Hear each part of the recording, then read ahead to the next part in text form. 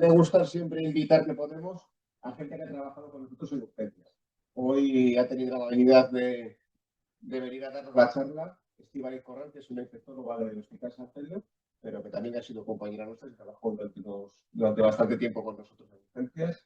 Y creo que nos dará una visión, aparte de la de las infecciosas, una visión más para nosotros, de la gente que trabajamos en el día a día en el servicio de urgencias del hospital. ¿Vale? Entonces, el tema de hoy es el manejo inicial de las infecciones graves más prevalentes en urgencias.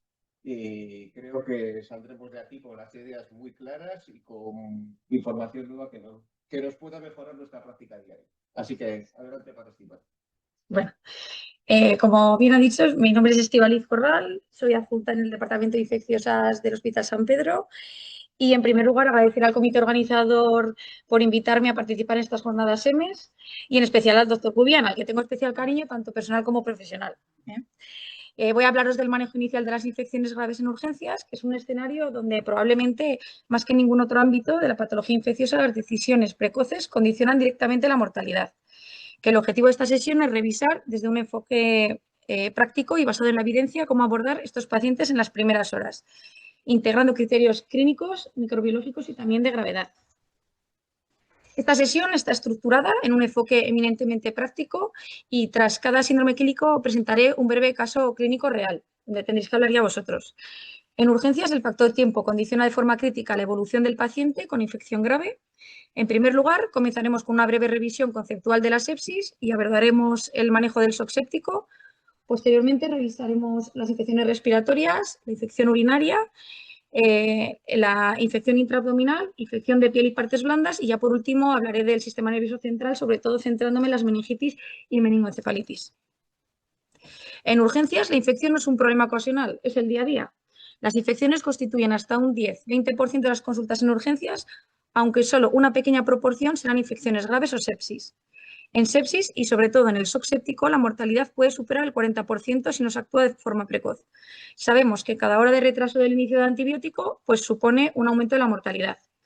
Por tanto, en urgencias no solo se trata de diagnosticar, sino de decidir rápido y bien qué paciente necesita antibiótico, cuál y cuándo. Durante años hemos trabajado en el concepto de la hora dorada en sepsis. La evidencia muestra que especialmente en el shock séptico, cada hora de retraso en la administración de antibióticos se asocia a un aumento de entre un 4 a un 7% de la mortalidad. Este efecto es más claro cuanto más grave está el paciente. A partir de ahí, entre la primera y tercera hora, el riesgo aumenta progresivamente y más allá de la tercera hora, el incremento de la mortalidad ya es significativo. No todos los pacientes con sospecha de infección necesitan antibióticos en la primera hora. Por eso la estrategia óptima no es tratar más rápido a todos, sino tratar rápido a los que lo necesitan. Y hacerlo bien. Esto implica cultivos previos al inicio del antibiótico, una elección empírica adecuada y, sobre todo, una reevaluación precoz y desescalada. La clave aquí está en identificar al paciente que está séptico realmente. Antes de entrar en el manejo, es fundamental alinear el concepto de sepsis en la definición actual. La sepsis no es simplemente una infección grave ni un estado inflamatorio sistémico, sino que es una disfunción orgánica potencialmente mortal causada por una respuesta desregulada del huésped frente a la infección, según el concepto sepsis 3. Este concepto implica dos elementos clave. Por un lado, la presencia de infección y, por otro lado, la alteración de la respuesta inmune en el huésped, tanto proinflamatoria como inmunosupresora. Aquí, como veis, en urgencias creo que se utiliza la escala NIUS 2. En la UMI extendida, seguro, son 6 variables más también el soporte de oxígeno. Cada variable puntúa de 0 a 3 puntos y después, según la estratificación, vemos la gravedad del paciente, si es subsidiario a ir a UCI o si se puede manejar en planta. En cuanto al shock séptico, hablamos de un subgrupo de pacientes con una alteración ya circulatoria y metabólica profunda. Se define por la necesidad de vasopresores para mantener una correcta tensión arterial y también vemos que el lactato está aumentado. Es importante recalcar que el lactato no es únicamente un marcador de hipoperfusión, sino que también nos indica una disfunción metabólica y un estrés celular importante. Esta figura resume el manejo inicial del paciente con sepsis y shock séptico según las recomendaciones más recientes de la Surviving Sepsis Campaign. Y es fundamental entenderla como un proceso dinámico y no secuencial rígido. El primer punto es identificar el paciente con sospecha de sepsis asociado a una hipotensión o elevación del lactato, lo que nos sitúa ya en un escenario de alto riesgo. A partir de ahí, el manejo se articula en 3 pilares: monitorización, reanimación con fluidos y el soporte vasopresor. En la primera hora debemos monitorizar de forma estrecha las constantes, el nivel de conciencia, la percusión periférica y, de forma clave, medir el lactato sérico inicial. En cuanto a la reanimación inicial, se recomienda administrar al menos 30 mililitros por kilo de cristaloides en las primeras 3 horas y preferiblemente soluciones balanceadas como el riger-lactato. Sin embargo, es fundamental evitar una reanimación indiscriminada, evitar la sobrecarga hídrica. Si persiste hipotensión o el lactato está elevado tras la reanimación inicial, ya debemos iniciar vasopresores de forma precoz. La noradrenalina sigue siendo el fármaco de primera línea y un aspecto clave es que no debemos retrasar el inicio de vasopresores esperando a completar la carga de líquidos en pacientes con hipotensión significativa. En casos refractarios se puede añadir vasopresina. Tras esta intervención inicial es fundamental reevaluar la respuesta hemodinámica, la evolución del lactato y la necesidad de más fluidos versus el riesgo de sobrecarga. Además, debemos asegurar de forma precoz el control del foco infeccioso, que es un pilar terapéutico tan importante como el soporte hemodinámico. Estamos pasando de tratar la sepsis como un algoritmo a tratar al paciente con sepsis como un individuo. Cada vez se está individualizando más el tratamiento de la sepsis. En los últimos años estamos asistiendo a un cambio progresivo en el abordaje de la sepsis, como os he comentado. Las recomendaciones más recientes de la Surviving Sepsis Campaign reflejan este cambio hacia un enfoque más personalizado y fisiopatológicamente dirigido. Clásicamente nos apoyábamos del Quick SOFA, del SIRS, que tienen limitaciones importantes tanto en sensibilidad como en especificidad. El cambio actual va hacia modelos de detección precoz basados en la estratificación de riesgo, integrando biomarcadores como la procalcitonina y la interleuquina 6, y cada vez más herramientas de análisis predictivo. Uno de los cambios más importantes es el abandono de fluidoterapia liberal. Hoy sabemos que la sobrecarga hídrica se asocia de manera independiente a un peor pronóstico y fracaso respiratorio y a mayor mortalidad. El enfoque actual es una reanimación más restrictiva y personalizada, guiada por parámetros dinámicos y la respuesta a los fluidos. En cuanto al soporte vasoactivo, se mantiene la noradrenalina como primera línea, pero hay una tendencia creciente a la utilización precoz de estas combinaciones, especialmente con vasopresina. Además, el uso de corticoides, la hidrocortisona a dosis bajas, está bien establecido en pacientes con shock séptico refractario, donde puede reducir tanto la duración del shock, aunque su impacto en la mortalidad aún sigue siendo debatido. Y probablemente el campo más interesante es el de la inmunomodulación, utilizando inhibidores de interleuquina 6 o técnicas de hemoabsorción, aunque todavía no forman parte del manejo estándar. Esto lo veremos en un futuro. Es clave reconocer rápidamente los grandes escenarios de infección grave que vamos a encontrar en la práctica clínica. Los más frecuentes pueden ir desde una infección respiratoria banal hasta pacientes con EPOC o institucionalizados, pasando por infección urinaria, meningitis, que son tiempo dependientes, como sabéis, y potencialmente letal, infección intraabdominal, donde veremos que siempre hay que pensar en flora mixta, infección de piel y partes blandas. Y cada uno de estos síndromes tienen una microbiología y un tratamiento empírico distinto. A continuación vamos a decidir el tratamiento empírico en cada uno de estos escenarios.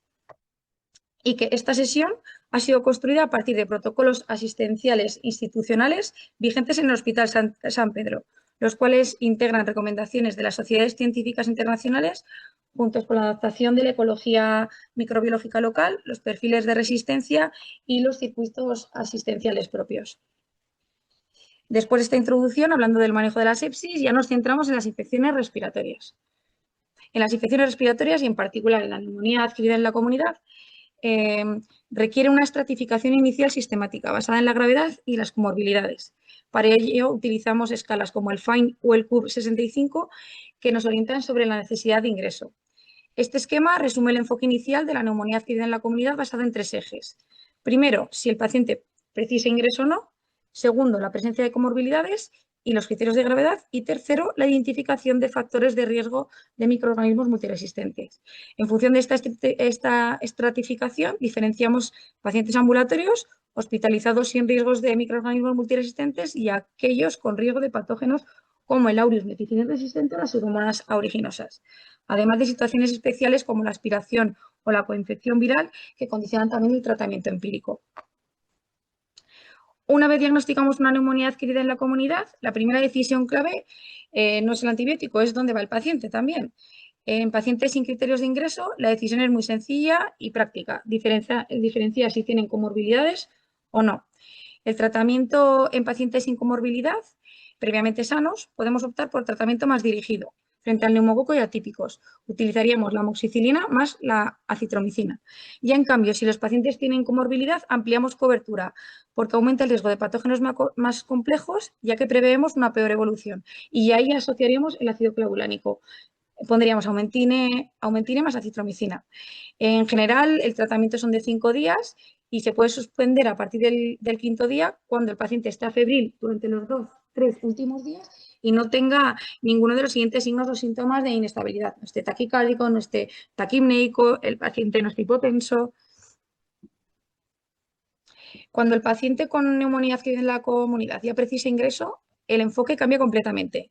Aquí la decisión clave ya no está en si tratar, sino cómo de amplio tratar este paciente. Lo primero que debemos preguntarnos es si el paciente tiene factores de riesgo para patógenos resistentes. Clásicamente debemos sospechar microorganismos multiresistentes en 3 escenarios. Si tiene un ingreso reciente o antibioterapia previa, en aislamientos previos de Staphylococcus aureus meticilin resistente o si tenemos aislamiento de Pseudomonas aeruginosa. Estos pacientes requieren ampliar la cobertura empírica. Además, es fundamental realizar un estudio microbiológico completo. En este tipo de pacientes sí que hay que realizar hemocultivos, cultivos de esputos, antigenuria en orina. Por último, ya la valoración de la gravedad, según la ITSA, nos permite identificar la neumonía grave, lo que condiciona tanto a nivel asistencial como la intensidad del tratamiento. Como he dicho en la diapositiva anterior, los factores de riesgo para multiresistentes son el aislamiento previo, tanto de aureus METI-R como de Pseudomonas aeruginosa, ingresos recientes en los últimos 3 meses o antibioterapia previa endovenosa durante al menos 5 días o más en los últimos 3 meses. Recordar que el ingreso en los últimos 3 meses condiciona, según nuestros datos microbiológicos en nuestro hospital, en el Hospital San Pedro, un factor de riesgo para aureus METI-R, pero no para Pseudomonas aeruginosa. Ahora ya me extenderé hablando de las neumonías adquiridas en la comunidad que precisan ingreso, pero en esta diapositiva desarrollaré la neumonía sin factores de riesgo para multiresistente y en la siguiente diapositiva ya las que tienen factores de riesgo para microorganismos multiresistentes. En este escenario hay que evaluar los criterios de gravedad, sabiendo que el tratamiento empírico se basa en cubrir los patógenos típicos y atípicos. En casos sin criterios de gravedad utilizamos un beta-lactámico asociado a un macrólido. Se podría utilizar la ceftriaxona sola o amoxicilina clavulánico más la citromicina. Y como alternativa, una fluoroquinolona en monoterapia. Y ya cuando existen criterios de gravedad, mantenemos la misma estrategia, pero optimizamos la dosis y la vía intravenosa, asegurando ya una cobertura más adecuada para el Streptococcus pneumoniae y los patógenos atípicos como la Legionella.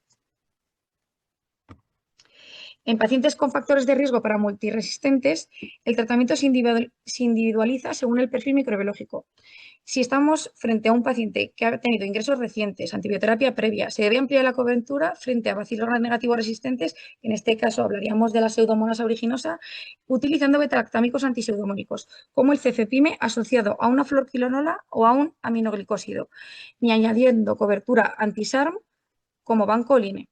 En caso de aislamiento previo de aureus meticilin resistente, se añade sistemáticamente o banco o line al esquema estándar. Y si existe antecedente de Pseudomonas aeruginosa, se requiere cobertura específica con metalactámico antipseudomónico asociado a otro fármaco activo, como el ciprofloxacino o un aminoglicósido, ajustado según gravedad. Y en pacientes y alérgicos a beta-lactámicos se emplean combinaciones basadas en la fluoroquinolona, más menos aztreonam, más menos cobertura anti-SARM. Por eso la decisión inicial debe basarse en una estratificación rigurosa del riesgo de multiresistentes y de la gravedad, pero siempre con la idea de reevaluar precozmente y desescalar, evitando un sobretratamiento innecesario.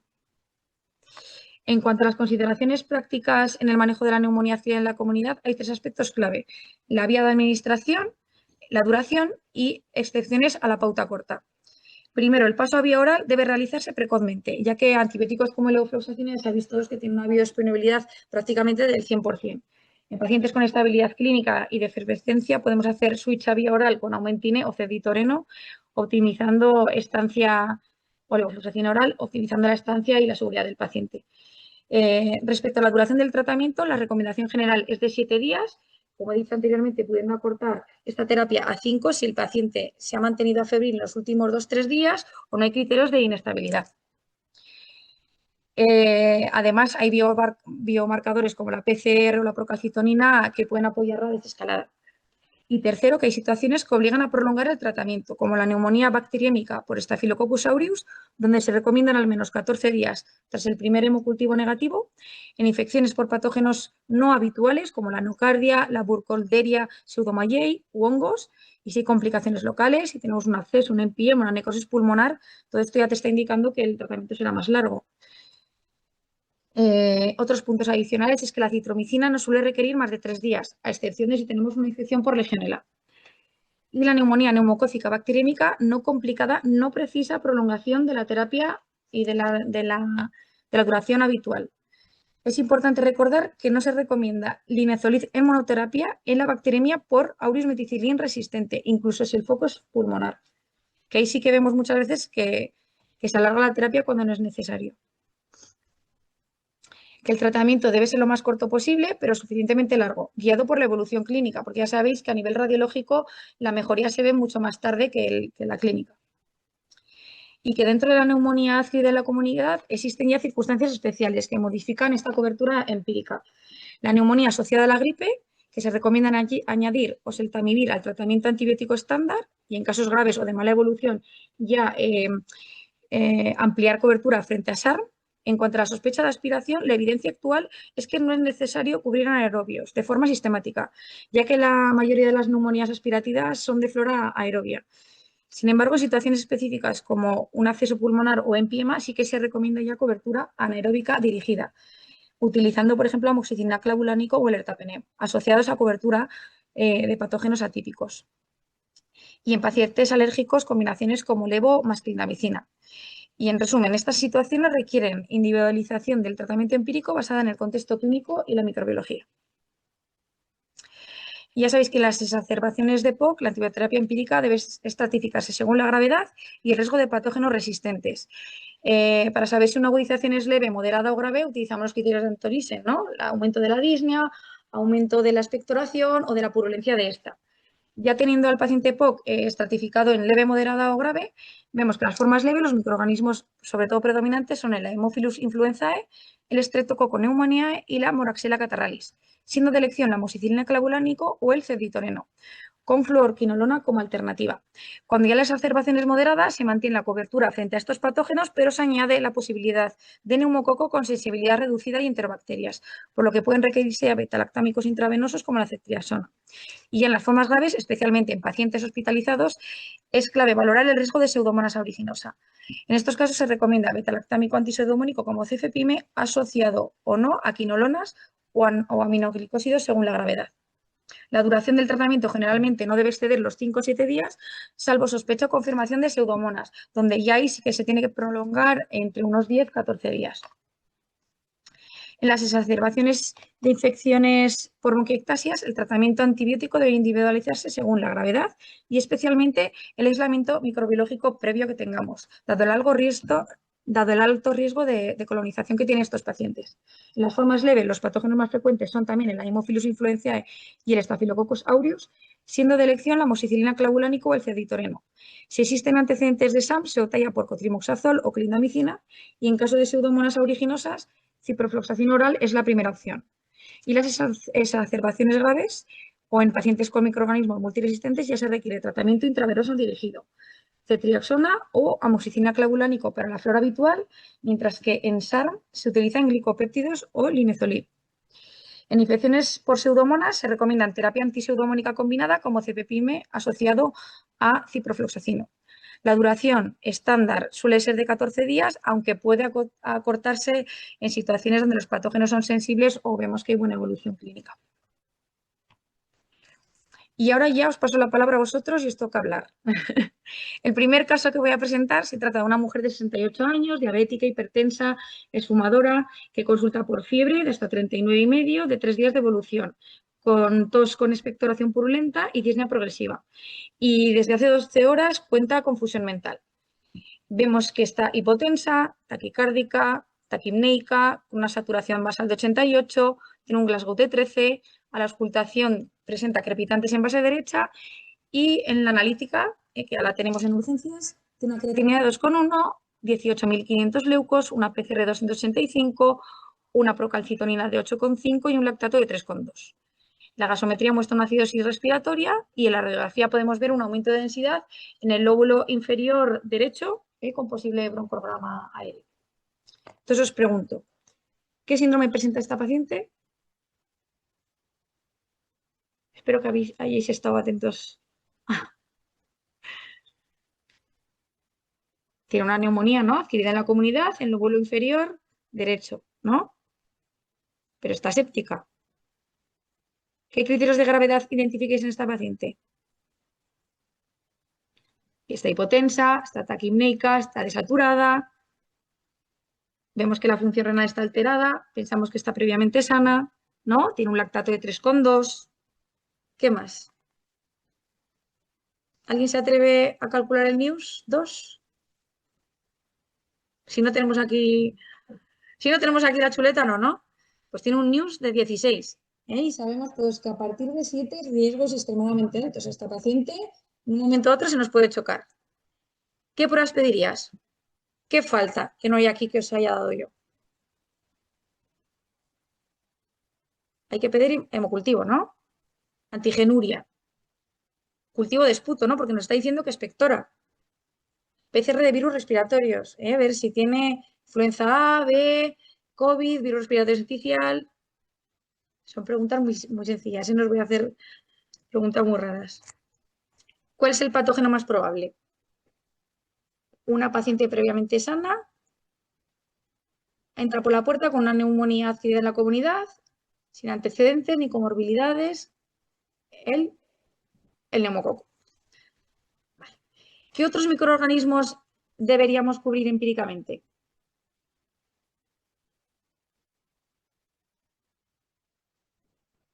Legionella, Haemophilus, ¿no?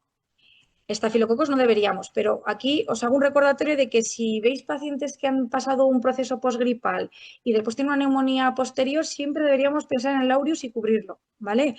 Y en pacientes añosos con mucha comorbilidad, también podríamos pensar en cubrir bacilos gram negativos, ¿vale? ¿Qué tratamiento empírico iniciaríamos en urgencias? Pensando en el neumococo, y en cubrir atípicos como la legionela o el Haemophilus influenzae. El esquema estándar que siempre ponemos, ¿no? Cetriaxona más acitromicina, ¿no? Vale. Podríamos poner como alternativa el levofloxacino o el moxi en monoterapia, pero bueno, como la vamos a ingresar, ¿no? Que está muy malita y está séptica, aquí también comentaros que en pacientes sin factores de riesgo ni comorbilidades importantes, aunque estén sépticos, se puede utilizar cetriaxona y acitromicina. Se puede utilizar sin miedo. ¿Qué medidas inmediatas también deben iniciarse? Como vemos que está séptica, oxigenoterapia, fluidoterapia, medir el lactato, seriarlo, hemocultivos antes de los antibióticos, pero sin retrasar la administración de estos, noradrenalina. En el siguiente caso clínico quiero veros más participativos, así que estar atentos. Venga, ahora hablaremos del segundo bloque, ¿vale? De las infecciones urinarias. Las infecciones del tracto urinario abarcan un espectro muy amplio, desde formas no complicadas como la cistitis hasta entidades de mayor gravedad como la pielonefritis o la urosepsis. Y en esta sesión me centraré fundamentalmente en las formas graves, que requieren ingreso donde la elección del tratamiento empírico y la estratificación del riesgo tienen un impacto directo en el pronóstico. En el caso de la pielonefritis aguda, distinguimos entre la forma no complicada y la complicada, siendo esta última la asociada a alteraciones estructurales por dispositivos urinarios o inmunosupresión y que condicionan mayor riesgo de evolución desfavorable o de microorganismos multiresistentes. Desde el punto de vista microbiológico, la etiología predominante sigue siendo el E. coli, ¿vale?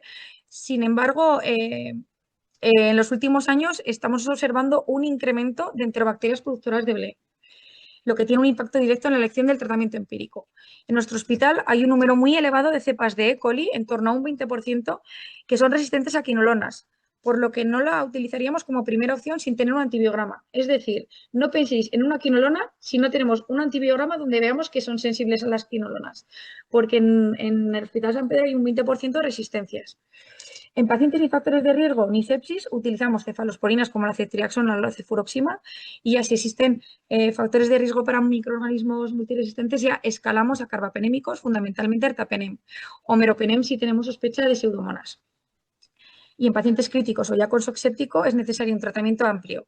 Meropenem asociado a aminoglicósidos y en función del contexto cobertura de gram positivos resistentes como los enterococos o el Staphylococcus aureus metiger. Perdón. En la pielonefritis no complicada de la mujer, la duración del tratamiento antibiótico depende fundamentalmente del fármaco utilizado y de la evolución clínica. En general, con aminoglicósidos se recomiendan pautas cortas, menores o igual a 5 días.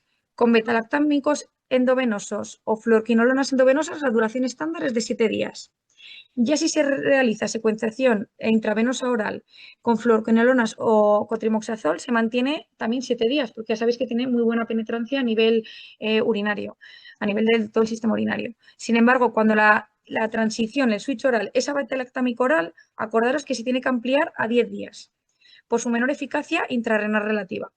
Con cotrimoxazol se recomienda 10-14 días, en pielonefritis graves focal o con respuesta clínica lenta ya pueden requerir de 14 a 21 días de tratamiento.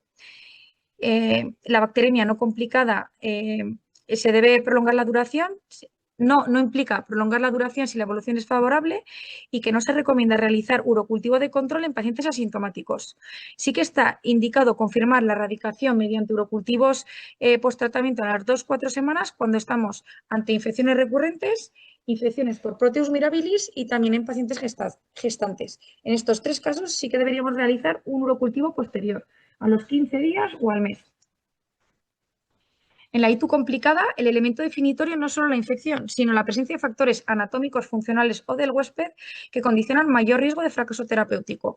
Entre estos factores, destacar pues, la obstrucción urinaria, que el paciente tenga dispositivos, que sea varón, que esté embarazada o tenga edad avanzada, comorbilidades significativas como la diabetes, enfermedad renal, exposición sanitaria previa o antibioterapia reciente, así también como colonización por bleo o microorganismos multiresistentes.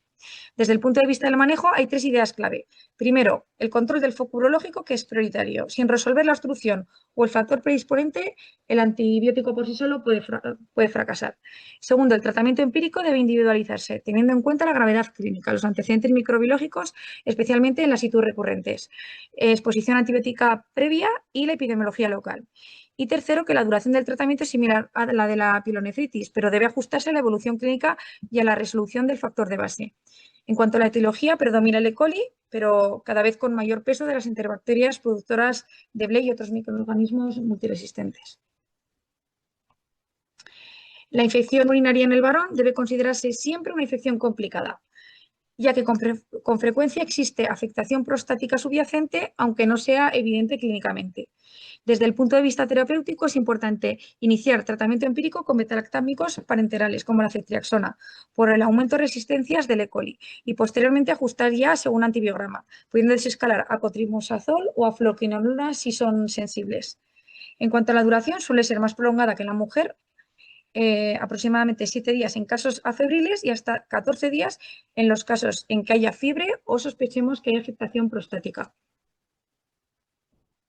En la infección urinaria durante el embarazo, el abordaje tiene 2 particularidades. Siempre consideramos que se trata de una ITU complicada igual que la del varón y el tratamiento está condicionado por la seguridad fetal.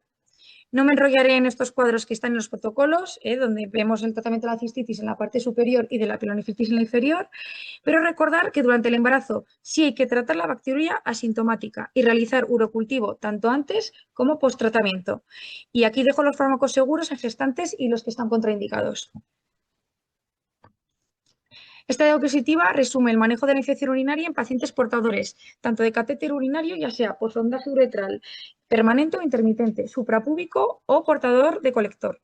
En primer lugar, la elección del antibiótico empírico debe basarse en 3 pilares: la gravedad clínica, los urocultivos previos en el último año y la exposición reciente a antibióticos, dado el riesgo de microorganismos multiresistentes. En pacientes con clínica leve, tipo cistitis, se pueden utilizar las pautas habituales, ajustando según los cultivos previos si existen. Siempre hay que mirar en este tipo de pacientes los cultivos previos en el último año. Eso es muy importante. En cambio, En pacientes posteriormente se debe desescalar a tratamiento en función del resultado microbiológico y en cuanto a la duración se recomienda en general 7 días y buena evolución clínica y 14 días en los que veamos que la respuesta es más lenta.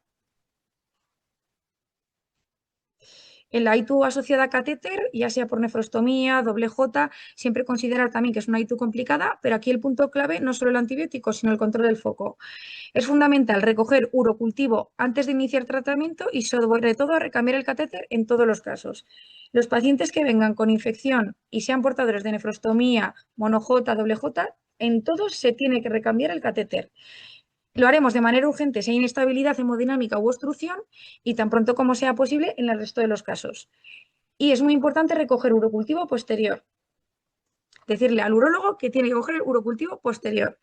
La antibioterapia empírica debe basarse en los antecedentes microbiológicos y exposición previa a antibióticos y posteriormente siempre ajustamos según antibiograma. En cuanto a la duración, generalmente 7 días, asegurando siempre 3 días después del recambio del catéter. Y aquí os dejo los puntos clave que no debemos olvidar en la práctica clínica. Ante un paciente con una infección urinaria en urgencias, por diferenciar si es una simple cistitis, si es una pielonefritis, si el paciente ya está séptico, si es portador de catéter, de nefrostomía, doble J, estratificar el riesgo de microorganismos multiresistentes, pues ver si el paciente ha tenido antibioterapia reciente, si ha tenido ingresos, si está sondado, si tiene una colonización ya conocida. En el embarazo, tratar la bacteriuria asintomática y realizar urocultivos tanto previo al tratamiento como post-tratamiento. Siempre tomar urocultivos antes de antibiótico, ¿vale? Y desescalar si es posible cuando tengamos el antibiograma. Controlar el foco en la ITU complicada o en urosepsis, que el antibiótico no es suficiente, que hay que desobstruir la vía urinaria, ¿vale? Y hay que hacer recambio tanto de catéteres uretrales como de nefrostomías. Recoger urocultivo posterior y no realizar urocultivos de rutina en pacientes portadores de sondas vesicales si están asintomáticos. No hay que hacer urocultivos de rutina porque están colonizadas las ondas y al final salen gérmenes que no tenemos por qué tratar. Y que la ITU asociada a eso a catéteres por nefrostomía y doble J que se deben recambiar en todos los casos. Segundo escenario clínico. Paciente portador de 75 años, portador de sonda vesical permanente, que acude por fiebre de 40, escalofríos y deterioro del estado general en las últimas 48 horas. Vemos que tiene una tensión de 110/80, una frecuencia de 90, tiene fiebre, la saturación normal y una frecuencia respiratoria también normal. Un lactato de 5,8, creatinina de 3,5, una PCR de 290 y una PCT de 15. A nivel de perdón, de exploración física, no hay nada relevante. ¿Qué síndrome presenta este paciente?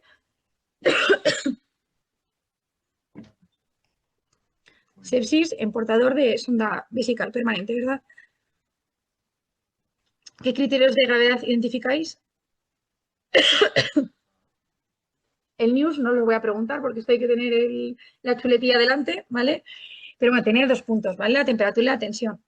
Tiene un lactato elevado, que esto es un marcador de hipoperfusión, tiene una función renal alterada. En un principio, si no os he dicho que tiene una función renal alterada previamente, o sea, es un paciente que tiene una función renal normal y viene a urgencias con una función renal alterada.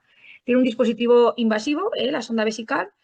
También os cuenta que tiene escalofríos, por lo tanto, hay que pensar que puede estar bacteriémico y los reactantes de fase aguda elevados, ¿no? ¿Qué pruebas pediríamos?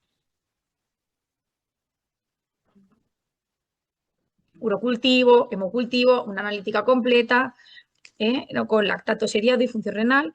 Y en este paciente, como vemos que tiene alteración de la función renal, pues sería ideal hacer una ecografía para descartar obstrucción de la sonda, hidronefrosis y así tiene compromiso pues, más arriba. Y ahora, si os digo que en el urocultivo sale un E. coli ble, sensible a meropenem y amicacina. Bueno, este paciente está normotenso y consciente. ¿Consideráis que está grave? Sí, ¿no? A pesar de estar normotenso y consciente, cumple criterios de sepsis con difusión orgánica, lactato elevado, tiene también una insuficiencia renal aguda no conocida. Por tanto, estamos ante una sepsis grave con alto riesgo de progresión a shock séptico, ¿no? ¿Qué tratamiento empírico iniciaréis en urgencias? Si os digo que el urocultivo tiene un E. coli ble, Parece que todos vamos dirigidos. Pero como está séptico, no nos iba a cambiar mucho ese urocultivo, ¿no? Le íbamos a poner tratamiento empírico fuerte, porque el paciente tiene un riesgo alto, ¿no?, de progresión a subséptico. Pondríamos meropenem, siempre ajustar a función renal. Aquí si calculamos la función renal de este paciente, tiene un filtrado de 19, más menos amica, ¿vale? Se puede poner los 3 primeros días o dosis única, especialmente si se sospecha de bacteremia. Y después Masdapto o Banco Oline para cubrir aureus meticilin resistente, ¿vale? ¿Y qué intervención es imprescindible además del antibiótico? Recambio de sonda, ¿no? Más allá del antibiótico hay una intervención crítica, que es el control del foco infeccioso, que las sondas ya sabéis que favorecen a la creación del biofilm bacteriano, que actúa como nicho protegido. Este biofilm reduce la penetrancia antibiótica, favorece la tolerancia y la persistencia bacteriana, y su retirado o recambio pues disminuye tanto la carga bacteriana como mejora también la respuesta antibiótica. Ahora empezamos ya con las infecciones intraabdominales. Tercer bloque. Dentro de las infecciones graves, la infección intraabdominal representa un grupo especialmente relevante por su frecuencia, complejidad y mortalidad. No es una entidad única, sino un síndrome heterogéneo que engloba múltiples procesos infecciosos dentro de la cavidad abdominal. Supone hasta un 5 o un 10% de las consultas en urgencias y alrededor de un 20% de los ingresos en UCI por infección. Además, asocia una elevada morbimortalidad, especialmente en formas complicadas, que la infección intraabdominal es típicamente polimicrobiana, con participación sobre todo de bacilos negativos entéricos y enterococos, y de forma muy relevante anaerobios, especialmente el Bacteroides fragilis. Siempre tenéis que tener en mente, cuando hablamos de anaerobios, el Bacteroides fragilis. Antes de seleccionar la antibioterapia empírica, en la infección intraabdominal es fundamental estratificar el paciente en 3 ejes: el origen de la infección, si es comunitaria o nosocomial, la gravedad clínica y la presencia de factores de riesgo para microorganismos multiresistentes. Que no entraremos a hablar de las infecciones nosocomiales, porque estamos ahora en un escenario de estar en urgencias. Por tanto, solo hablaré de las comunitarias y hablaré de estas entidades: de la colecistitis, de la colangitis, diverticulitis, de la apendicitis, de la pancreatitis infectada, de la peritonitis bacteriana espontánea, y finalmente daré unas pinceladas de la gastroenteritis aguda, tanto en viajeros como en no viajeros. Antes de entrar en materia, me gustaría comentaros los factores de riesgo de los siguientes microorganismos multiresistentes, ya que esto condiciona de forma directa la adecuación de la antibioterapia empírica inicial. En primer lugar, en relación a las enterobacteriales productores de BLE, debemos sospecharlos en pacientes con exposición sanitaria reciente, antibioterapia previa, sobre todo cuando han tenido tratamiento antibiótico con cefalosporinas y quinolonas, hospitalización prolongada o colonización conocida. En estos casos, la cobertura con betalactámicos convencional puede ser insuficiente. En cuanto al enterococo, su relevancia aumenta en el contexto postquirúrgico, manipulación de la vía biliar y en pacientes inmunodeprimidos, donde puede tener un papel clínico significativo, más allá de ser una colonización. Por otro lado, la pseudomonas aeruginosa debe considerarse fundamental en infecciones nosocomiales, pacientes críticos o con exposición previa a sistemas sanitarios complejos, incluyendo también los drenajes o las prótesis biliares. Y finalmente, la cándida, que adquiere importancia en los escenarios muy concretos, como la cirugía abdominal reciente, especialmente de origen gastroduodenal o biliopancreática, y si el paciente ha tenido nutrición parenteral o sepsis grave. En este contexto, nos ayuda mucho la herramienta de la Candida Score, que ayuda a seleccionar esos pacientes que debemos iniciar tratamiento antifúngico empírico. Ya hablando de la colecistitis aguda, saber que el abordaje antibiótico depende fundamentalmente de si nos encontramos ante una forma no complicada o complicada, ya que esto condiciona de forma directa el aspecto microbiológico esperado. En las formas no complicadas, habitualmente de origen litiásico y sin datos de sepsis ni manipulación reciente de la vía biliar, la etiología está dominada por las enterobacterias, principalmente por el E. coli, con escasa participación de anaerobios. En este contexto, las pautas como la ceftriaxona son generalmente suficientes. Sin embargo, ya cuando hablamos de una colecistitis aguda complicada, especialmente en contexto alitiásico, gangrenoso o con peritonitis, el escenario ya cambia significativamente. Aquí debemos ampliar la cobertura, ya que aumenta la probabilidad de anaerobios y de enterococos en pacientes seleccionados, y pseudomonas aeruginosa en casos nosocomiales o con manipulación de la vía biliar. Por ello, en estos pacientes utilizamos antibióticos de amplio espectro como es la piperacilina tazobactam, que permite cubrir este perfil más complejo. Y siempre en todos ellos se valorará la cirugía de manera individualizada. En la colangitis aguda, el enfoque terapéutico debe integrar siempre antibioterapia y valoración del drenaje de la vía biliar, ya que esta infección se produce sobre todo en el contexto de una obstrucción. En formas comunitarias sin riesgo cubrimos enterobacterias, en pacientes con manipulación de la vía biliar o prótesis y ampliamos a pseudomonas o microorganismos multiresistentes. En cualquier caso, el drenaje precoz de la vía biliar es el elemento clave para el control del foco.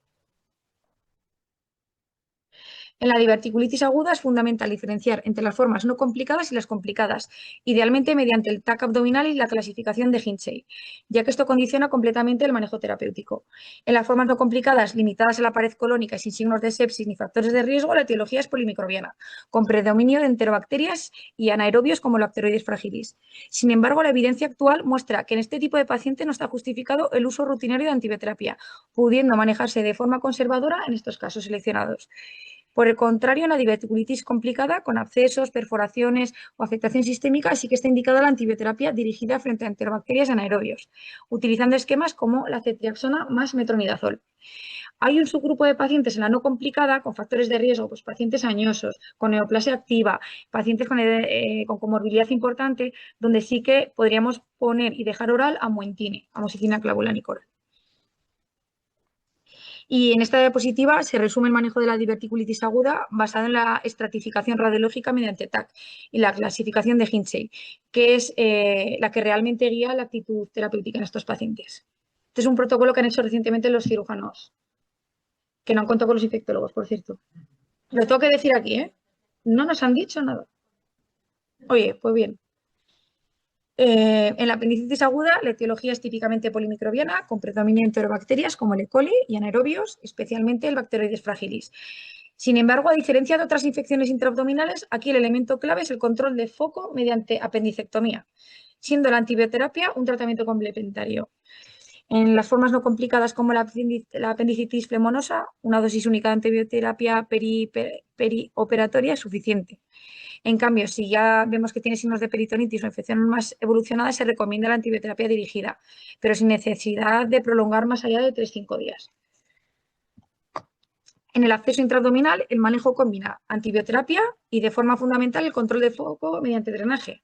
En infecciones comunitarias predominan las enterobacterias y los anaerobios, por lo que las pautas cortas con amoxicilina clavulánica o la cetriaxona más metronidazol son adecuadas.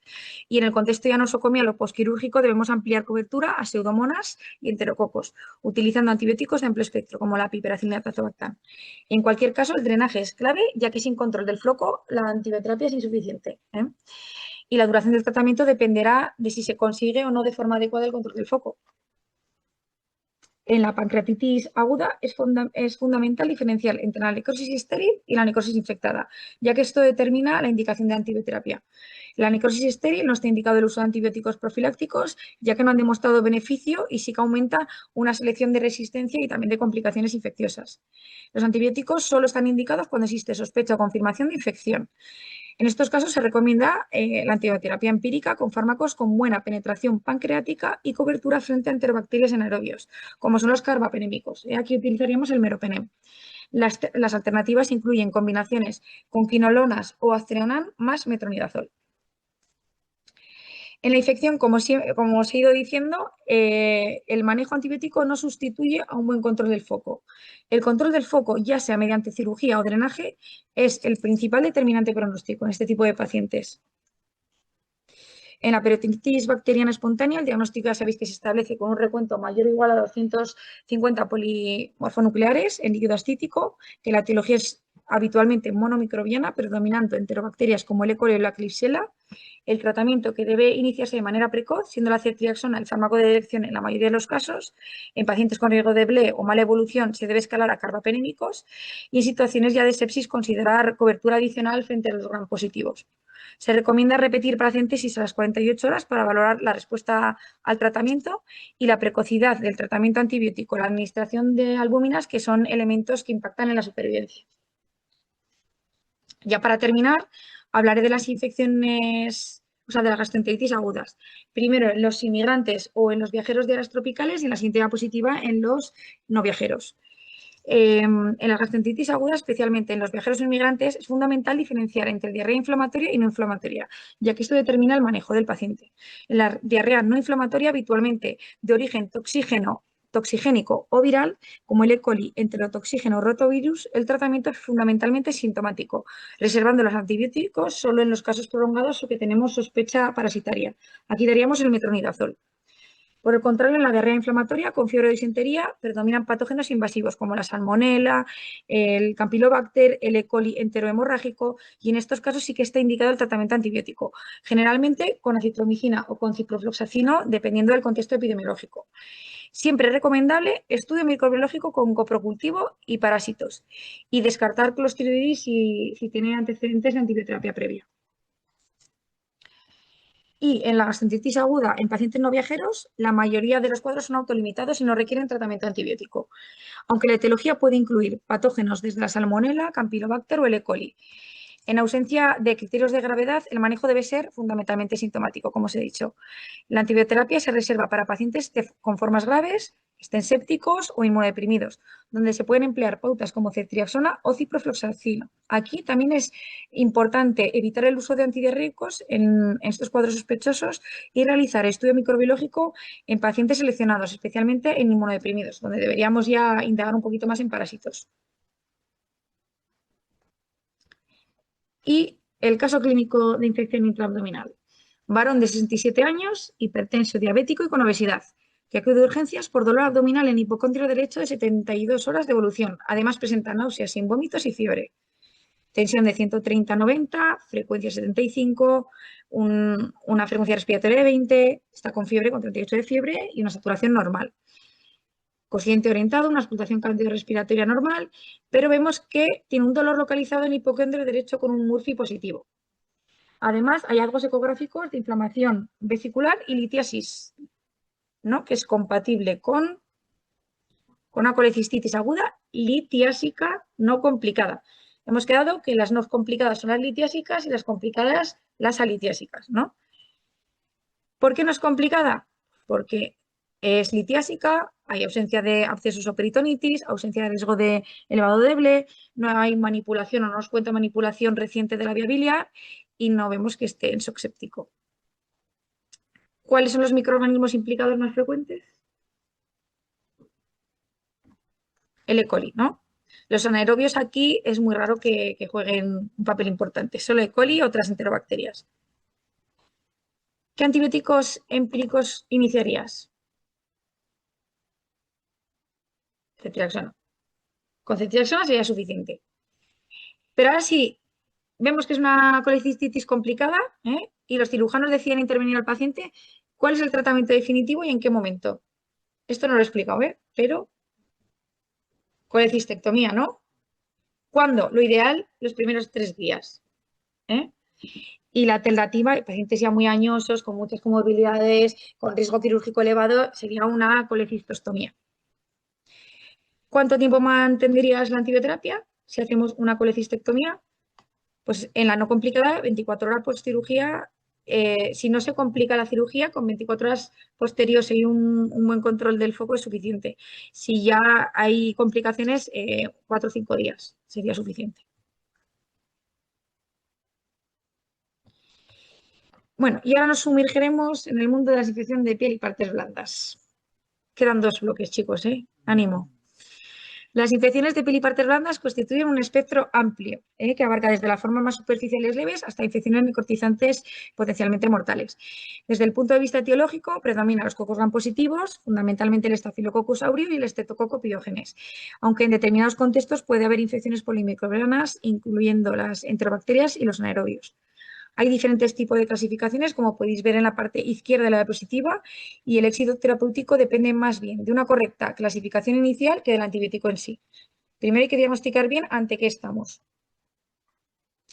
Uno de los puntos críticos es identificar qué pacientes requieren cobertura empírica frente a Staphylococcus aureus meticilin resistente.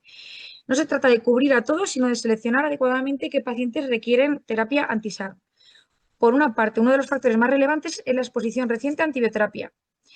También la presencia de sudado purulento. En el contexto epidemiológico es clave también ingresos o ingresos en centros de alta prevalencia de MARSA, estancias hospitalarias prolongadas, institucionalizados.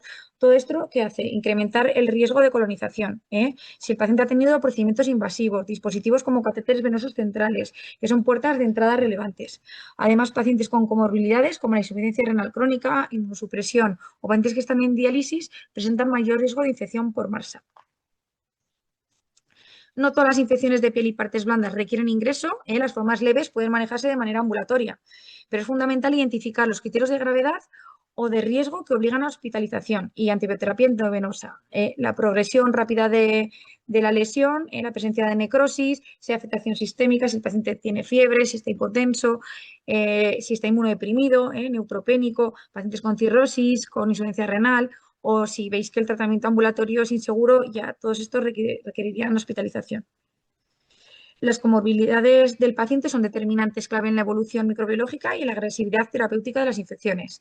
En primer lugar, la diabetes es uno de los principales factores de riesgo. Se asocia a una alteración de los neutrófilos y a una microangiopatía y mayor riesgo de infecciones polimicrobianas y necrotizantes. Clínicamente, estos pacientes presentan una evolución más tórpida y mayor riesgo de amputación. En pacientes inmunodeprimidos existe mayor susceptibilidad a patógenos oportunistas, presentaciones atípicas, progresiones más rápidas. Todo esto obliga a ampliar el espectro antibiótico desde el inicio. En la enfermedad vascular, ya sea arterial como venosa crónica, condiciona una hipoperfusión tisular, disminución de la llegada del antibiótico, mayor riesgo de infecciones crónicas y mala cicatrización. Todo esto se asocia a mayor tasa de complicaciones. Y otros factores, estos factores que no solo aumentan el riesgo de infección, sino que también modifican la microbiología esperada y obligan a un manejo más agresivo y precoz. En las infecciones de piel y partes blandas, la profundidad anatómica de la afectación es la principal determinante de gravedad. Las infecciones limitadas a la parte superficial, a la epidermis y a la dermis, como el impétigo o la erisipela, suelen ser cuadros leves, generalmente por estreptococo beta hemolítico con manejo ambulatorio. Cuando ya empezamos con el nivel 2, cuando hay afectación del tejido celular subcutáneo, aquí incluimos las celulitis y los abscesos. Existe mayor compromiso inflamatorio, riesgo de complicaciones y en estos casos deberíamos valorar ya hospitalización según criterios clínicos y comorbilidades. Cuando la infección alcanza la fascia, hablamos ya de fascitis necrotizante, una entidad con rápida progresión, necrosis tisular y además también una alta mortalidad. Este nivel marca un punto de inflexión clínica. La afectación muscular, como la miositis o mionecrosis, representa ya la forma más grave, frecuentemente asociada a shock séptico y a toxinas bacterianas. En las infecciones de piel y partes blandas, la prioridad diagnóstica es identificar precozmente las formas graves, especialmente las infecciones necrosantes, ya que el retraso diagnóstico se asocia directamente a mayor mortalidad. Existen una serie de signos de alarma que deben hacernos sospechar, como la extensión del edema más allá del eritema, la aparición de flictenas, la presencia de gas, la ausencia de linfangitis o adenitis, lo que sugiere diseminación profunda más que superficial. Ante estos hallazgos, la actitud debe ser agresiva y precoz, priorizando la valoración quirúrgica urgente. En este punto es fundamental identificar signos de gravedad en infecciones de piel y partes blandas, ya que condiciona un manejo urgente y agresivo. En paciente, un hallazgo clave es el dolor desproporcionado respecto a los hallazgos cutáneos visibles, altamente sugestivo de infección profunda, especialmente la fascitis necrotizante. Este signo refleja que hay afectación de la fascia y también necrosis tisular precoz, antes que los cambios cutáneos sean evidentes. La progresión en horas con extensión del eritema o necrosis es otro claro signo de alarma. La presencia de fiebres, hipotensión, taquicardia, dato de disfunción orgánica sugiere ya un estado séptico y especial atención a infecciones por estreptococo biógenes, ya que puede provocar un shock tóxico estreptocócico, entidades con alta mortalidad si no se reconocen precozmente. Es clave entender que ninguna prueba de imagen o analítica debe retrasar la actitud quirúrgica. Técnicas como el TAC o la resonancia pueden ayudar, pero nunca deben retrasar la valoración por el cirujano. Al final, la exploración quirúrgica es el estándar de referencia. Nos confirma el diagnóstico, evalúa la extensión real de la infección y además hacemos tratamiento mediante desbridación, mediante desbridamiento del tejido. Las infecciones de piel y partes blandas se clasifican fundamentalmente si hay presencia de necrosis o si no hay necrosis, ya que esto determina el pronóstico y el manejo del paciente. El impétigo es una infección cutánea superficial, típicamente causada por Staphylococcus aureus y Streptococcus pyogenes. El tratamiento depende fundamentalmente de la extensión de la lesión. En formas leves y localizadas, muchas veces es suficiente con mutilación atópica. Pero ya cuando la infección es más extensa o diseminada, es necesario tratamiento antibiótico sistémico, habitualmente con beta-lactámicos como la amoxicilina clavulánico. En caso de sospecha o confirmación de Aureus METR, debemos utilizar alternativas como la clindamicina, la doxiciclina o el cotrimoxazol. La erisipela es una infección cutánea superficial, típicamente causada por estreptococo beta hemolítico del grupo A, con afectación dérmica y de los vasos linfáticos. Desde el punto de vista clínico, se caracteriza por una placa eritematosa bien delimitada, a diferencia de la celulitis, que ya sabéis que es más profunda y no está tan bien delimitada. El tratamiento es dirigido fundamentalmente a estreptococo con penicilina o con amoxicilina y la duración habitual es de unos 5 días. Que es importante destacar que en la práctica clínica el diagnóstico diferencial con celulitis puede ser muy difícil. Entonces, ante caso de duda entre si es una erisipela o una celulitis, es mejor tratar con una celulitis, con cobertura frente a aureus. La celulitis es una infección más profunda que la erisipela, con afectación ya a tejido de células subcutáneo, y la etiología ya es más variable, fundamentalmente por estreptococos y el Staphylococcus aureus. El manejo se basa en dos aspectos. Primero, si el paciente requiere hospitalización o no, y segundo, si existe sospecha o no de Staphylococcus aureus METR. En pacientes ambulatorios sin sospecha de aureus METR utilizaremos amoxicilina clavulánico. Ya si sospechamos de SARM, podemos añadir cobertura con clinda o con doxiciclina. Y en pacientes hospitalizados escalamos tratamiento intravenoso cubriendo estreptococos, aureus y ampliando a vancomicina o linezolid si hay riesgo de Staphylococcus aureus meticilin resistente. Aquí os dejo este diapositivo que no detallaré, ¿vale? Sobre las infecciones relacionadas con mordeduras tanto humanas como de animales. Simplemente destacar, en el pie diabético diferenciamos formas sin gravedad, donde el espectro es más limitado, de las formas graves, donde siempre es necesario hacer cobertura de enterobacterias, pseudomonas, anaerobios e incluso SARM. El forúnculo y el absceso subcutáneo son infecciones localizadas, generalmente provocadas por Staphylococcus aureus, cuyo tratamiento fundamental es la incisión y el drenaje. El antibiótico no es siempre necesario y se reserva para situaciones como celulitis asociada, fiebre, cuando vemos que hay localizaciones de riesgo o el paciente es inmunodeprimido. En estos casos utilizamos la cobertura frente a aureus y si hay riesgo de SARM, opciones como la clinda, doxiciclina y linezolid. La duración es corta, de unos 5 a 7 días, siempre que haya un drenaje adecuado de la lesión. La fascitis necrotizante es una emergencia médico-quirúrgica donde el pilar fundamental es el desbridamiento quirúrgico urgente y agresivo. El antibiótico es necesario, pero nunca suficiente por sí solo. Desde el punto de vista microbiológico distinguimos dos formas. La tipo 1 o polimicrobiana, que requiere cobertura de amplio espectro, fármacos como la piperacilina, tazobactam o carbapenémicos, y la tipo 2 o monomicrobiana por Streptococcus pyogenes, donde el tratamiento de elección es la penicilina asociada a clindamicina o linezolid como citoxina. Y para terminar, estos son los mensajes clave que deben guiar nuestra práctica clínica. Debemos identificar precozmente los signos que sugieren infección necrotizante. La toma de muestras debe realizarse de forma simultánea al inicio del tratamiento. Hay que recoger cultivos tanto de aerobios como de anaerobios, hemocultivos y sospecha de afectación sistémica, pero nunca debemos retrasar la antibioterapia empírica. Ante sospecha de fascitis necrotizante, la conducta clara es valoración quirúrgica urgente, no por la imagen, directamente que nos lo valore el cirujano y hacer desviamiento de la lesión. La exploración quirúrgica es el gol estándar, diagnóstica y terapéutica. Y estas infecciones son dinámicas, que es imprescindible reevaluar las lesiones en las primeras 24-48 horas para poder desescalar, si hemos empezado fuerte. Caso clínico. Mujer de 51 años que acude a urgencias por dolor en extremidad inferior derecha de 2 semanas de evolución, asociado a eritema y fiebre en las últimas 72 horas. La paciente tiene una tensión normal, está taquicárdica, una leve taquipnea, fiebre de 39,5, saturación normal.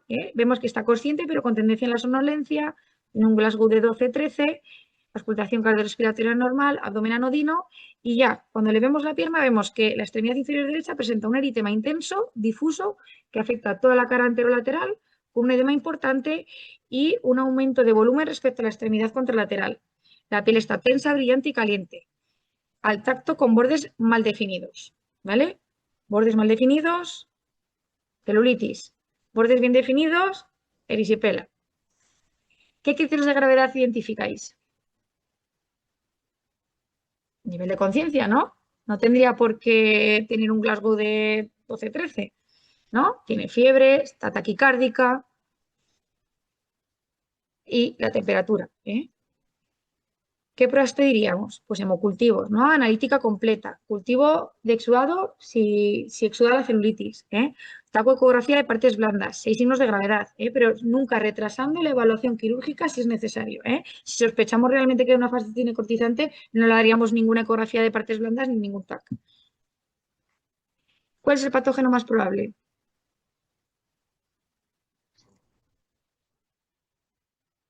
El Piógenes y el aureus, ¿no? Y ahora os digo, ¿se ha pinchado con una rosa? El pinchazo con una rosa orienta una esporotricosis, ¿no? Cutáneo-linfática, pero no cambia el tratamiento empírico inicial, ¿eh? En este caso. No todo pinchazo con un rosal es una esporotricosis, ¿eh? Pero toda sepsis sí que hay que tratarla como tal desde el minuto uno, ¿eh? ¿Qué debemos pensar en qué es una infección necrotizante? Que ya ha avanzado y ha afectado a estructuras más profundas, ¿no? Pues un dolor desproporcionado a lo que vemos, ¿eh? Una progresión rápida, que hay flictenas, que hay afectación sistémica, ¿eh? ¿Qué tratamiento empírico iniciarías en urgencias? La paciente está grave, ¿eh? No es una celulitis banal. No la vamos a poner a aumentín, ¿eh? Pues piperacina tazobactam, clindamicina como efecto antidoxina y cobertura antesal, ¿eh? Aquí no nos quedaríamos cortos. Iríamos a por todas porque la paciente, la verdad, tiene signos de sepsis, ¿vale? ¿Ingresarías a esta paciente en planta o solicitarías una valoración urgente por cirugía? Hombre, pues en un principio no nos ha contado. Aquí no vemos evidente una gravedad, ¿no? No nos ha contado un dolor desproporcionado, ¿eh? No tenemos sospecha de infección necrotizante, ¿vale? Y en este caso en concreto, la ingresaríamos a planta con estos 3 antibióticos y yo creo que sería suficiente. Bueno, y ya por último hablaré sobre las infecciones del sistema nervioso central, ¿eh? Me centraré en la meningitis y la meningoencefalitis. La meningitis aguda es una emergencia infecciosa tiempo dependiente donde el diagnóstico es fundamentalmente clínico, ¿eh? Y no debe retrasar el inicio del tratamiento antibiótico. La sospecha se basa en la combinación de fiebre, cefalea, rigidez de nuca, alteración del nivel de conciencia y muchas veces pues, signos como el escantema petequial o la focalidad neurológica que nos puede hacer pensar ya en un meningococo, ¿no? En urgencia lo prioritario no es la punción lumbar, sino la estabilización inicial del paciente. Pues ver la vía aérea, la hemodinamia, la valoración neurológica. El TAC solo está indicado en pacientes con riesgo de hipertensión intracraneal, pero es clave recordar que nunca debe retrasar el inicio de antibioterapia. El TAC se pediría en casos de sospecha de hipertensión intracraneal o de lesión ocupante de espacio en estas 6 entidades. Si hay focalidad neurológica, si hay disminución del nivel de conciencia, si hay convulsiones recientes, papiledema, inmunosupresión o si el paciente presenta otitis o sinusitis asociada. La etiología de la meningitis varía según el perfil del paciente y los factores predisponentes. En adultos jóvenes predominan el meningococo y el neumococo, mientras que en pacientes mayores o inmunodeprimidos debemos ya ampliar cobertura a la histeria y las enterobacterias. En contextos específicos como las fracturas craneales o neurocirugía, ya aparecen patógenos como el Staphylococcus aureus o las pseudomonas, lo que condiciona el tratamiento empírico. Por otro lado, es fundamental identificar los signos de gravedad, como el shock, la disminución del nivel de conciencia, las convulsiones o focalidad neurológica, ya que estos pacientes deberían ser valorados por UCI. Ante la sospecha de meningitis bacteriana, la actitud debe ser inmediata. Pedir hemocultivos, inicio precoz de antibioterapia y dexametasona concomitante, sin retrasos, ¿vale? El tratamiento empírico en adultos se basa en cubrir los principales patógenos, como hemos dicho, el neumococo y el meningococo, con una cefalosporina de tercera generación como la ceftriaxona o cefotaxima asociada a la vancomicina. Ya sabéis que es por el riesgo de resistencia de Streptococcus pneumoniae resistentes a la penicilina. Además, en pacientes con riesgo de listeria, mayores de 50 años, inmunodeprimidos o embarazadas, debemos ampliar a ampicilina. Por tanto, el esquema clásico es ceftriaxona más vancomicina más menos ampicilina, según el perfil del paciente. Es importante diferenciar entre meningitis y meningoencefalitis, ya que implica el pronóstico hay distinto pronóstico y manejo en las dos entidades. En la meningitis predomina el síndrome meningio clásico, con nivel de conciencia generalmente conservado y sin focalidad neurológica. Por el contrario, en la meningoencefalitis, cuando hay compromiso del parénquima cerebral, hay afectación de alteración del nivel de conciencia, convulsiones, focalidad neurológica, así como signos corticales. Esta distinción es clave para orientar la etiología, frecuentemente viral en las encefalitis. Y añadir aciclovir, si pensamos que es una encefalitis. Ante sospecha de meningitis aguda, todo esto está en los protocolos del hospital, estos cuadros me refiero. Ante sospecha de meningitis aguda se debe realizar una valoración inicial rápida de la gravedad, vía aérea, estado hemodinámico y neurológico, obtener hemocultivos e iniciar de manera inmediata tratamiento empírico con antibióticos y dexametasona sin retrasos. Si vemos que después la meningitis es viral, ya quitaremos la dexametasona, pero en una primera instancia siempre hay que poner dexametasona. La punción lumbar debe realizarse de manera urgente para estudio del líquido cefalorraquídeo, reservando el TAC previo solo para los pacientes que he comentado antes, en las 6 entidades anteriores, cuando hay focalidad, riesgo de hipertensión intracraneal. Y en esta diapositiva se resume el abordaje diagnóstico terapéutico inicial de la sospecha de meningitis, integrando 3 pilares básicos: interpretación del líquido cefalorraquídeo, orientación etiológica y tratamiento empírico precoz. En la parte superior se muestra una tabla donde hay una interpretación sindrómica del líquido cefalorraquídeo, basada en parámetros clásicos como la glucosa, las proteínas y celularidad.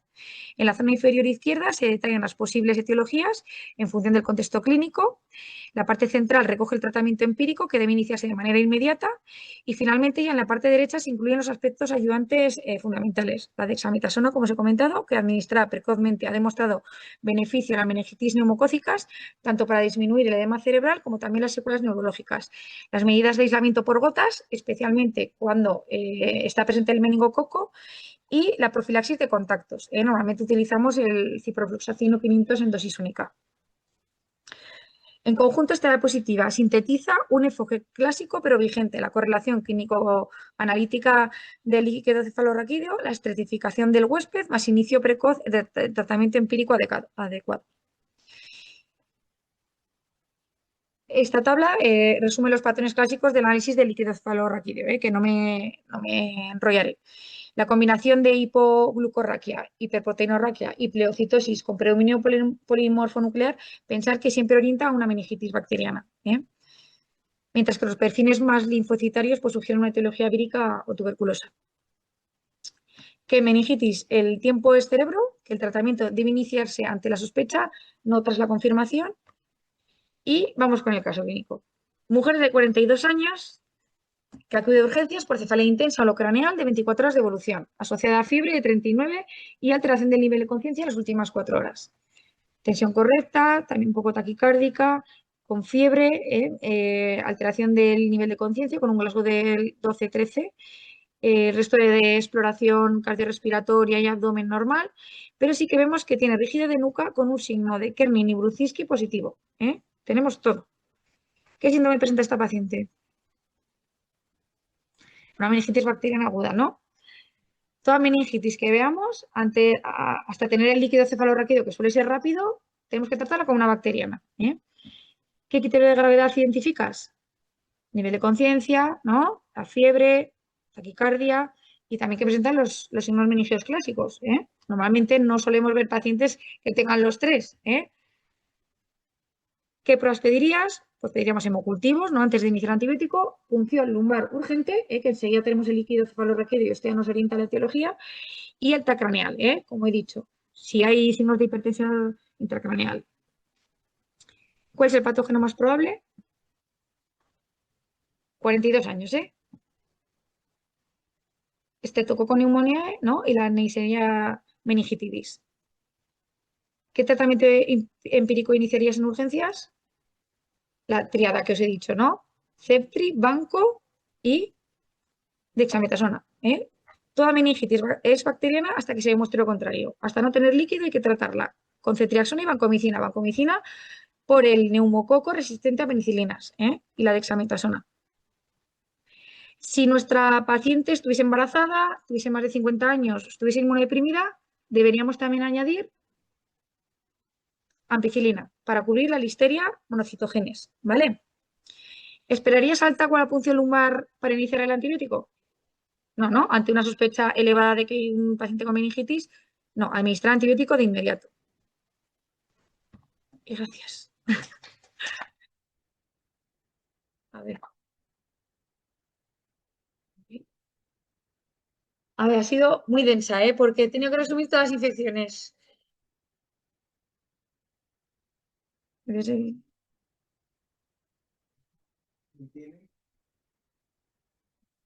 Aquí he hablado del tratamiento en urgencias, ¿eh? No me he metido en multiresistentes muy grandes ni lo que pasa en planta,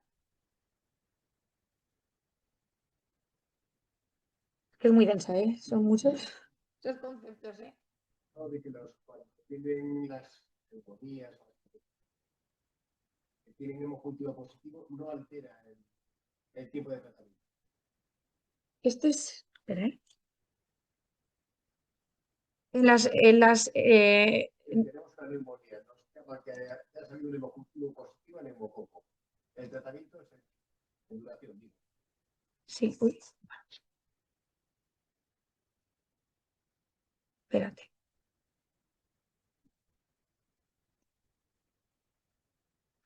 ¿Te refieres? Ay, no, espera. Aquí, que la neumonía neumocócica bacteriémica no complicada no se necesita hacer un tratamiento más prolongado, ¿eh? Cuando no es complicada, ¿vale? Lo que sí que es verdad que nos hemos visto muchas veces tratamientos con linezolid, que no es, cuando tenemos una bacteriemia, el linezolid no es el mejor fármaco, ¿eh? Pondríamos antes daptomicima, en este caso no, porque tenemos el foco respiratorio, pero banco porque el linezolid no, en monoterapia para la bacteriemia por auris meticilin resistente no es el fármaco más adecuado. Pero si no es complicada, no se necesita prolongar el tratamiento. Con 7 días es suficiente. A esta diapositiva te refieres, ¿no? Sí. Bueno, te pongo la diapositiva y te lo explico. En general, tenemos un paciente que va a 7 días. Sí, sí, sí, son 7 días, ¿eh? Sí. Otra cosa es que la evolución sea lenta. Haya complicaciones durante el ingreso que al final todos tendemos a alargar la terapia. por ejemplo, por, con la leche, en este caso sí que se alarga Son de 7 a 10 días, según la evolución clínica, ¿eh? Entonces, el levofloxacino, ¿eh? No, 7 y 10 días. 7 y 10 días, ¿eh? Sí. Dependiendo de la evolución, de cómo esté el paciente, de los requisitos también de oxigenoterapia que tenga. Pero en 7 días, si el paciente está bien y ha respondido correctamente, se ha quedado febril, a los 7 días puedes finalizar la terapia con levofloxacino, ¿eh? Sí.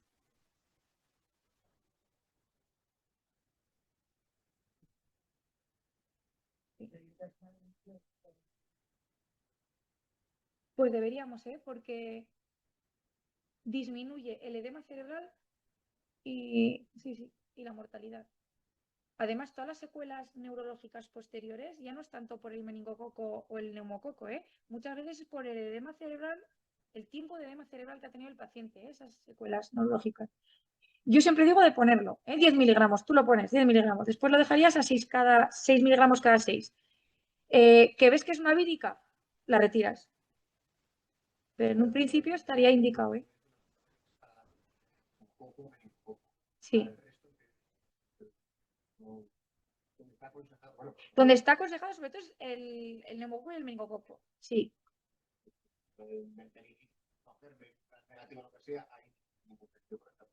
Pero nosotros cuando sospechamos en planta, sí, sí, ¿eh? Ponemos ceftribanco y dexa, ¿eh? El líquido cefalorraquídeo, la verdad es que lo tenemos temprano, que no es de las infecciones preocupantes, porque enseguida tienes el líquido, te orienta la etiología y ya vas dirigido.